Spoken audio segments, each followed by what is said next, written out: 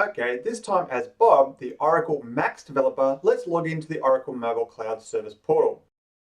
So like previous, we'll go through the Oracle Public Cloud links first and make our way to the MCS portal.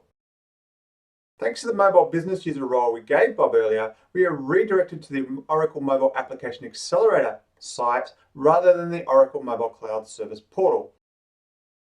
Okay, from here we're going to create our Max application. Clicking on the New Application link opens the Create Application wizard, where in the first step we set the application name to Employee Phone Book. Then we click Next. The screen template step allows us to choose different screen layouts. So for the purposes of this article, we'll go with a simple screen. We next define the screen title, Employees, then select from a number of predefined content types of lists, forms, or dashboards, for example. For the purpose of this article, we'll take List, then finalize the wizard. This then opens the Oracle Mobile Application Accelerator Designer page. In the center, as you can see, we have the shell of our application, including a list component ready to define its properties. To the left, we can see options for defining your application, such as the components we'll drop on the page. And on the right, depending on what components you select in the mock mobile application in the center, the properties and business objects used by the components. So to start out then, let's change the appearance of the list and map it to a business object. In the center mobile mockup, we select the list component. Now, it is important here we do select the list and not one of the child components in the list. If we accidentally select one of the components within the list, we can use the breadcrumb above to select the right component. In the Property Inspector, we'll change the list layout to an icon title, which will show an icon for the employee's picture and a title to put their name. When we do this, quickly note the Saving Changes option down the bottom right. Now, if this is a little slow, show some patience and wait for that to say the changes are saved before continuing. Next, we'll select the Data tab, where we will map the list component to the Employee REST API that Jeff defined earlier in this article. We'll do this by invoking the Browse Service Catalog option.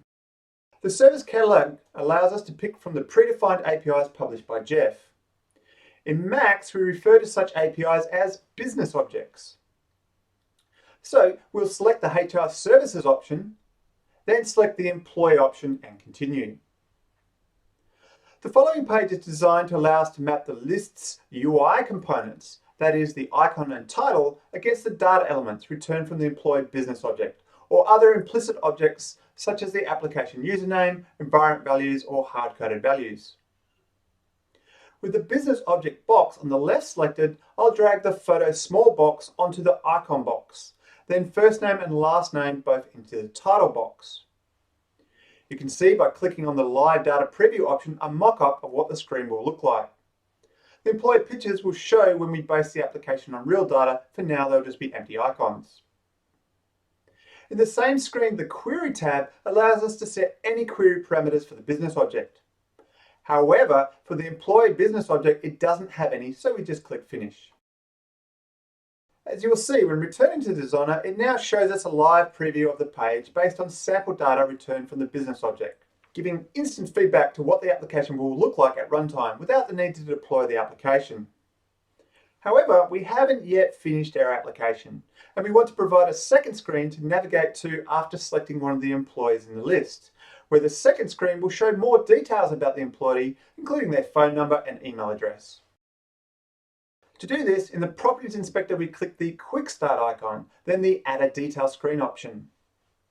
In the Detail New Screen wizard, we'll select a simple screen type again, set the title to Employee Details, and the content to a dashboard. On returning to the Designer page, to see the detail screen, we select the Go to Detail Screen option.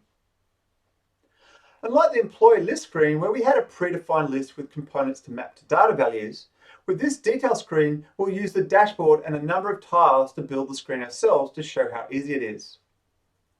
We'll first select tile 1, then set the tile dimensions to 2 by 1 to stretch across the screen, as well as change the content layout so there are 3 vertical spaces.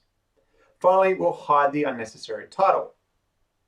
Next, we'll create a new tile underneath the existing tile, this one 2 by 2, and we'll hide the title again as well. Now we'll drag from the component palette on the left an image component onto the center tile. Via the Data tab, we'll map this component to the employee business object we saw earlier. For the separate screen, we could make a call out to another business object, but as the employee business object on the parent screen already has data we wish to show, we'll use that instead to save an unnecessary round trip to the server for data we already have. So I'll drop the parent screen photo large box onto the image component field source, then click Finish. Returning to the designer, next we'll drag a form component onto the bottom 2x2 tile. Via the Data tab, we'll again map this to the employee business object. Here we'll drag the ID, first name, last name, mobile and email addresses into fields. For the last field, I'll select the address element, then the formatted address too. Returning to the designer, we can now tweak the visual properties of various fields in the form via the property inspector. So I'll change the first name's field label to have a space, the same with the last name. We'll change the mobile field type to phone so the user can touch the phone number to invoke the mobile phone app to call the number. We'll do very similar with the email field type, change it to email so the email app will be invoked when the user touches this field. And finally, we'll change the formatted address label to address to.